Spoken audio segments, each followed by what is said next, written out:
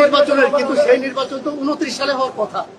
ঠিক বলেন নাই আপনি। শেখ হাসিনা দিল্লিতে পালিয়ে গিয়েছে, সংসদ ডিজলভ করে দেওয়া হয়েছে, তারপরে রাষ্ট্রপতির কাছে সবাই গিয়েছে।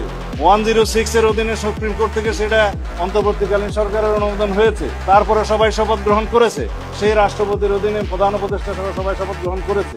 106 আর্টিকেলে সবকিছু বলা আছে, যে সমস্ত বিধান সংবিধানের অ্যাব্রোগেটেড হয়ে যাওয়ার কথা সেটা যাতে না হয়, বৈধতা থাকে, সেই জন্যই সুপ্রিম কোর্ট 106 অনুসারে মতামত দিয়েছে। এবং কথা থাকতে পারে 90 দিনের ভিতর কোনো ইলেকশন হলো না, সেই জন্যই 106 এ বলা আছে যে অন্তর্বর্তী সরকারের কোনো মেয়াদ দেওয়া ছিল না, তত্ত্বাবধায়ক সরকারের মেয়াদ থাকে।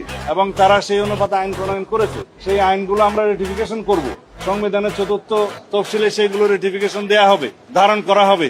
এই সরকারের অন্তর্বর্তীকালীন সরকারের সমস্ত কর্মকাণ্ডকে, এগুলোকে বৈধতা দেওয়া হবে। তার মধ্য দিয়ে সবকিছুই লেজিটিমেসি পাবে, আশা করি সবাই বুঝেছে।